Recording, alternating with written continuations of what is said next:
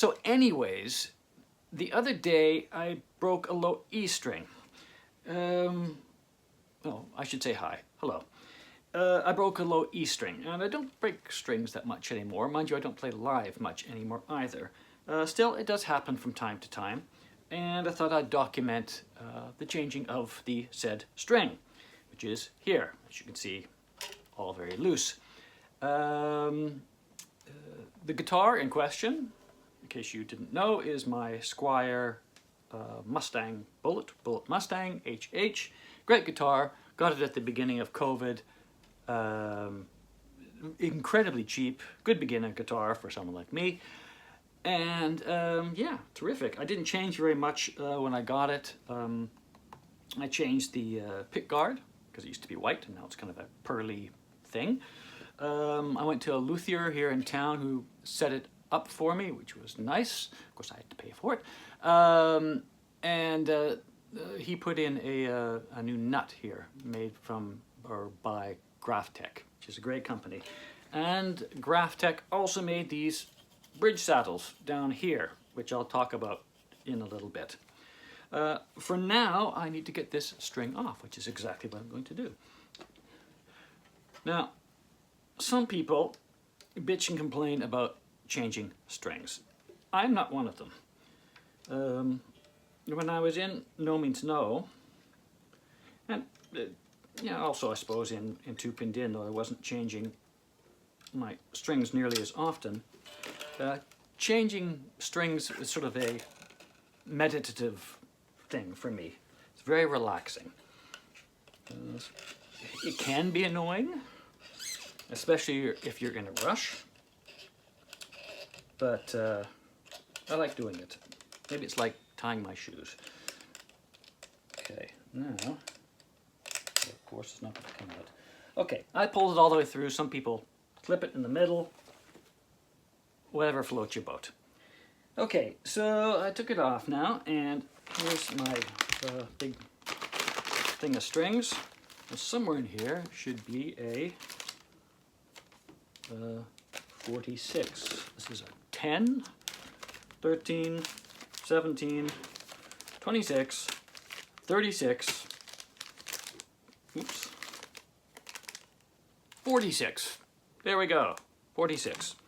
And that's the one I need because I play with 10s, or 10 gauge strings as they're known, which go from size 10 on the high E to 46 on the low E. And I'll show you how I put this on. Now, I think for whatever reason I play the guitar quite hard, and I don't know if I've always played that way, but or it came from all those loud songs that I did. But yeah, I used to break strings pretty often in No Means No, and well, Robbie as well. And so we decided every 2 shows when we were out on tour, we would completely change our strings. So we didn't have to worry about the strings breaking in the middle of a set. And that routine really worked for us. I mean, there were times occasionally where we'd break on the second show or there was a bad string or something. But generally speaking, that's how we rolled. And we really were into the instruments that we had. I had my Schecter, Robbie had his Fender Precision, and we weren't into the idea of, you know, oh, my string's broken, throw it to the roadie at the side, which we probably didn't have, and have someone working furiously to return our gift to the gods back to us.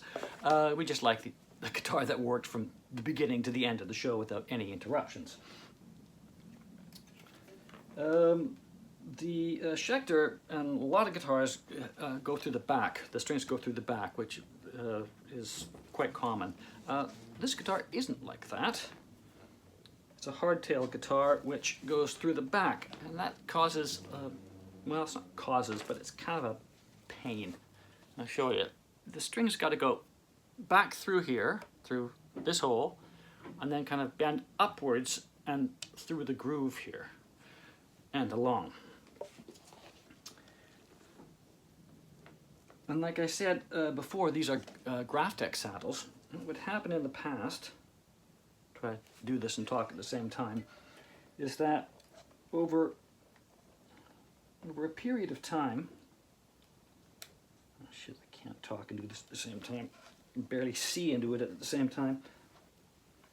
Anyways, in the past, my old guitar, I still have, when you played it really hard for really long, the metal saddles that came with it, it was steel or something, would get little burrs in the grooves of the saddles, and those burrs on the saddles would sort of cut into the string at their most vulnerable point, where they go over the saddles. And oh, come on, Jesus. You see, this is a pain. These things are a pain, so I'm glad I don't have to change strings that often. This part about changing strings I don't like. Hey, there we go. Okay, so you can see it. Here you go. It's finally got through. I don't know if you can see it like so. There we go. Anyways, someone suggested, oh, you know what you need, Andy? You need to get string savers. And String Savers is a product made by Graphtec, and they're made of a special sort of material that helps, the strings, stay in tune apparently, and also really works against string breakage, which is something I really needed and still need to this day. So thank you, String Savers, and thank you, Graphtec. Okay, now we're moving along. So I got my string through. That's a good thing. It's all the way through. Now, you're faced with this. Now, this is not meant to be a tutorial on the right way to put on a string or how people should put on a string. Not at all. This is about how I have done it for years, and it works for me. On these type of guitars, which have the tuning heads 1, 2, 3, 4, 5, 6 in a row, like this on one side, what I do is, if the string is to go here, this is the tuning head for the low E string, I pull the string taut from here to here, and then 2 tuning heads further, I think, okay, that's where it needs to be. Then I hold my fingers there, get up my wire cutters. Now some people have whole other ways of doing this. I'm not one of them. So, it has been done. Now, what I do in this, because some guitars you can sort of, they have a hole in here and you can poke the string into the hole and then wrap it around it. This guitar doesn't have a vertical hole, it has a hole that goes through this way, horizontally I guess. And I stick it through like, oh, I don't know, about like that. Not too far, well, maybe a little farther, a couple centimeters, like so. And then, okay, see if I can show this. I got my index finger here and my thumb here. And then I squeeze them like this. So the string kind of goes up like this through the hole. So now it's not going anywhere without me pulling it. Now, if I simply started turning right now, it would get all loose and go funny and wouldn't tune up very well at all. So this is how I do it. I pull the string kind of up and I push my pointy finger down. And then I kind of rest it like this. Oh God, I guess I hold my neck with my pinky. I didn't even know that I did that. Okay. And then I start turning. Now you can use a device. I have it here because most guitar players will have one. One of these things. And when you need to do this fast, these are definitely the things to use. But they make a lot of noise and yeah, I'm not in a rush. I'm old. So I'm still holding this down with this finger and controlling the tension with my other 2 fingers here in the middle.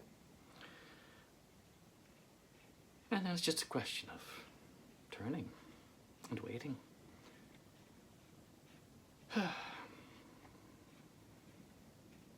So, before every couple of shows, in No Means No, I've just had this ritual of, as would Rob, of changing the strings at a certain point, usually before sound check. And you think, oh, you're crazy because their new strings will go out of tune. Ah, yes. But we have a solution for that as well. Okay, what have we got here? Do I have a pick somewhere? I do. Here.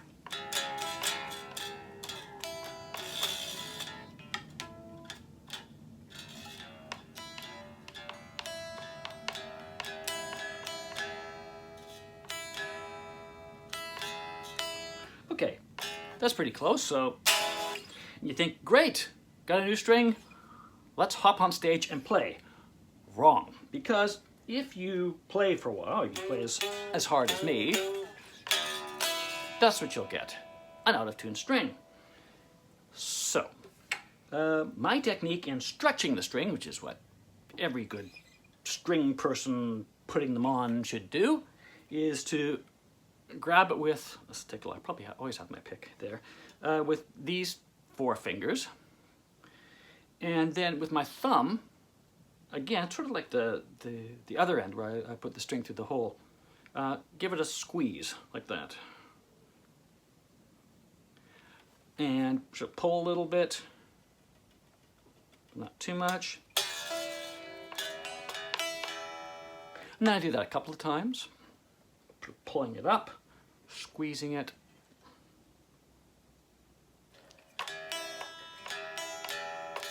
Now it helps if you have good tuning heads here, because they'll hold it in place. Shitty tuning heads will be loose and always, you know, with any sort of tension, come looser quicker. These are okay. So. Okay, pretty close. Now, what I'm going to do is, after that's all said and done, stick one of these little tuner thingies, which is just the only time I use these things, unless I've got a it's plugged into a pedal board with my regular tuner. Okay, it's a little flat. Again, everyone's got their theory of how to properly tune your guitar. Well, do you ding? That's what the Dutch say. Anyways, in theory, there should see it. Can you see it on here? Probably not. Anyway, it says E, or it should do anyway. Yeah. And even these ones, after all that, are pretty much in tune. Well, that's a little sharp.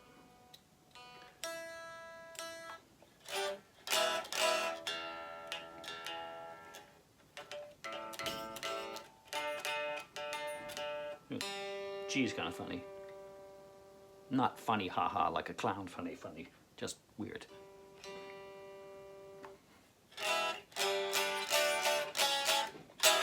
Great, so there we go. It's installed.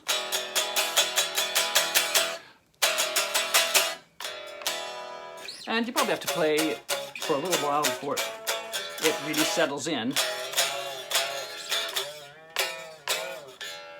But even now, I mean, say it's pretty much in tune.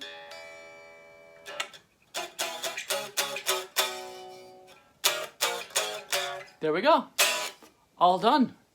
Now, it'll probably be ages before another a string change, which makes me happy.